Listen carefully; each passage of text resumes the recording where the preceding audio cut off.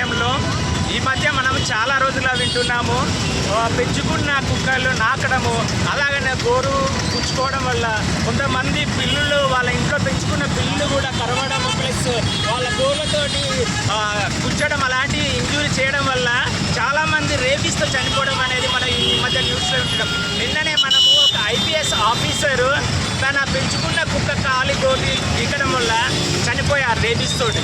Rabies అనేది చాలా preventable, అంటే దాన్ని మనం రాకుండా నివారించవచ్చు. ఒకవేళ వచ్చిందంటే 100% టెస్ట్, దానికి ఎలాంటి ట్రీట్మెంట్ లేదు. ఒకసారి అది రేబీస్ లక్షణాలు కనిపిస్తే దానిలో చనిపోవడం తప్ప రికవరీ అనేది ఇప్పటి వరకు లేదు. కానీ 100% ప్రివెంటబుల్, అంటే మనము ఆ రేబీస్ రాకుండా అలాగా రేబీస్ వైరస్ని నిర్మూలించడానికి మనం చాలా ఉన్నాయి ఇక్కడ పద్ధతులు.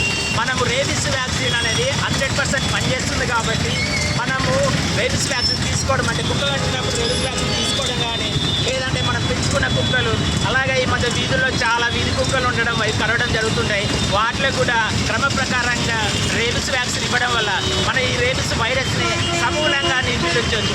అట్లాంటి రేబీస్ వైరస్ గురించి ప్రతి ఒక్కరు తెలుసుకొని, అంటే వాళ్ళు పెంచుకున్న కుక్కలు ఏం కావు అని చెప్పేసి వాటితో మనం కొంచెం స్నేహంగా ఉండడం, వాటిని కలిసి వాటిని నాకడం అలాంటివి చేయడం వల్ల ఖచ్చితంగా మనకు అది రేబీస్ ఉందా లేదని తెలియపడం వల్ల చాలామంది చనిపోతున్నారు. మొన్న మన భద్రాచలంలో తన పెంచుకున్న కుక్క గోరు గుచ్చుకోవడం వల్ల రేబీస్తో చనిపోయారు. రేబీస్ వల్ల మనకి కొన్ని లక్షణాలు తెలుసుకుంటే మనకి జ్వరం రావడం, అంటే రేబీస్ లక్షణాలు ప్రధానంగా జ్వరం రావడము, నీరసంగా ఉండడము, ఒక్కోసారి అది ఎగ్జైట్ కావడము, అంటే హైడ్రోఫోబియా అనేది, అంటే నీళ్లు చూడగానే భయపడము, మనకు పెరాలసిస్ రావడం, అలాగే చివరికి కోమాలోకి వెళ్ళి డెత్ అయ్యే ఛాన్సెస్ ఉంటుంది. ఇది ఓన్లీ 10-14 రోజుల్లోనే జరిగిపోతుంది. ఇంత భయంకరమైన వ్యాధి రాకుండా మనము ఖచ్చితంగా